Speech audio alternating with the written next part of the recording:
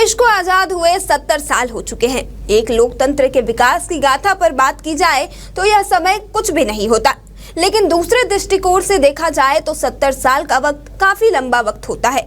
इस दौरान एक पूरी पीढ़ी जन्म लेकर बूढ़ी भी हो चुकी है। इन 70 सालों में देश ने कई ऊंचाइयों को छुआ है तो कई मौके ऐसे भी आए जिन पर हमें शर्मसार होना पड़ा। लेकिन प्राकृतिक त्रासदियां ऐसी होती है जिन पर किसी का बस नहीं चलता।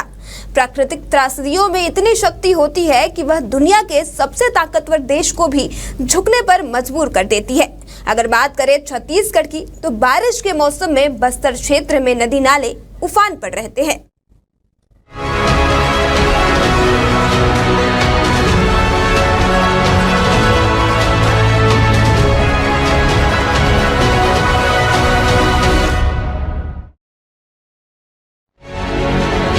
बारिश के मौसम में लगातार हो रही बारिश के प्रभाव से अंदरूनी इलाकों में नदी नाले इन दिनों उफान पर चल रहे हैं। अंदरूनी इलाकों के आदिवासी ग्रामीणों को रोजमर्रा की जरूरत के लिए जोखिम से दो चार होना पड़ता है। जहां एक ओर बारिश का प्रभाव है तो दूसरी ओर बारिश के दौरान सुरक्षा बलों के द्वारा ऑपरेशन मानसून चलाया जा रहा है।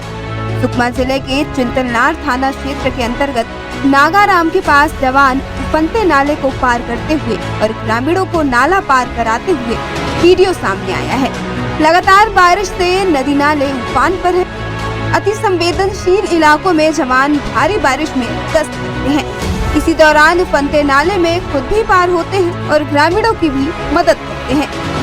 वहीं कुछ दिन पहले ही एक घटना सामने आई थी जहां बारिश के चलते बीजापुर में बाढ़ जैसी स्थिति बनी हुई थी। सिस्टम की लाचारी व पुल पुलिया के अभाव के चलते बीमार महिला को ग्रामीणों द्वारा घाट पर लेटाकर उफनते नाला को पार करना पड़ा। जहां एक बीमार महिला को अस्पताल पहुंचाने के लिए नाले में तेज बहाव के बीच ग्रामीण चारपाई में लादकर युवाओं की मदद से रस्सी के सहारे नाला पार करते नजर आ रही है। वहीं दूसरा मामला बीजापुर जिले के उसूर ब्लॉक के मारोड़बाका गाँव का है, जहां जोगी पोडियामी नाम की महिला पिछले 3 दिनों से फूड पॉइजनिंग से पीड़ित थी और लगातार उसकी तबीयत बिगड़ने लगी थी। पति कोसा कुडियाम के सामने बाढ़ के बीच पत्नी को अस्पताल पहुंचाने की चुनौती थी। तब उसने गांव के युवाओं से मदद मांगी और युवाओं ने तत्काल नाले में तेज बहाव के बीच नाले के दोनों छोर पर पहले मजबूती से रस्सी बांधी और उसके बाद बीमार जोगी पोडियामी को चारपाई में लादकर नाला पार कराया और 108 एम्बुलेंस तक पहुंचाया गया। राहत की बात यह है कि इस समय जिला अस्पताल में महिला का इलाज चल रहा है और वो खतरे से बाहर है। वहीं अगली खबर सुकमा जिले से थी, जहां अति संवेदनशील ग्राम कोलाईगुड़ा में नवजात शिशु की तबीयत खराब होने पर उसे बेहतर उपचार के लिए जिला अस्पताल सुकमा में पहुंचाया गया था।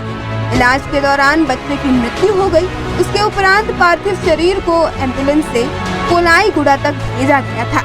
बारिश के चलते नाले के ऊपर पानी बहने के कारण पुल पार नहीं किया जा सका। उसके बाद ग्रामीण अपनी जान जोखिम में डालकर रस्सी के सहारे उफनते नाले को पार किए। यह पूरा मामला सुकमा जिले के भेज्जी थाना का है। इस बीच सुकमा जिले में 2 अलग अलग स्थान पर नालों में पानी भर जाने से राष्ट्रीय राजमार्ग 30 पर सड़क के ऊपर से बह रहा है, जिस वजह से पिछले 5-6 घंटों के अंतराल में आवागमन प्रभावित नजर आ रही है। जहां बड़ी मालवाहक गाड़ियों के अलावा अन्य वाहनों की आवाजाही सुरक्षा कारणों से रुक गई। मौके पर पुलिस बल की भी तैनाती की गई है। इसके प्रभाव से छत्तीसगढ़ से आंध्र प्रदेश और तेलंगाना जाने वाला मार्ग प्रभावित नजर आ रहा है। एर्राबोर के पास और दोरनापाल के पास 5 राज्यों के यात्रियों का जाम देखने को मिला है। बता दें कि सुकमा जिले में सुकमा से कोंटा के बीच आधा दर्जन स्थानों पर पुल की ऊंचाई कम होने की वजह से हल्की बारिश में भी सड़क पूरी तरह से भर जाता है, जिस वजह से बारिश के दिनों में 3 दिनों तक जाम लगा रहता है और 5 राज्यों के सामान्य यात्रियों को काफी दिक्कतों का सामना करना पड़ता है, क्योंकि यह सड़क छत्तीसगढ़, आंध्र प्रदेश, तेलंगाना के साथ साथ उड़ीसा को जोड़ने वाली एकमात्र सड़क है। इस रास्ते पर 2017 में सड़क निर्माण कार्य पूर्ण हुआ, लेकिन कई ऐसे स्थान हैं जहां बाढ़ का प्रभाव देखने को मिलता है। वाहन सड़क की ढलान और पुल के नवीन निर्माण न होने की वजह से आज भी बारिश के दिनों में सड़कों में पानी भर जाता है।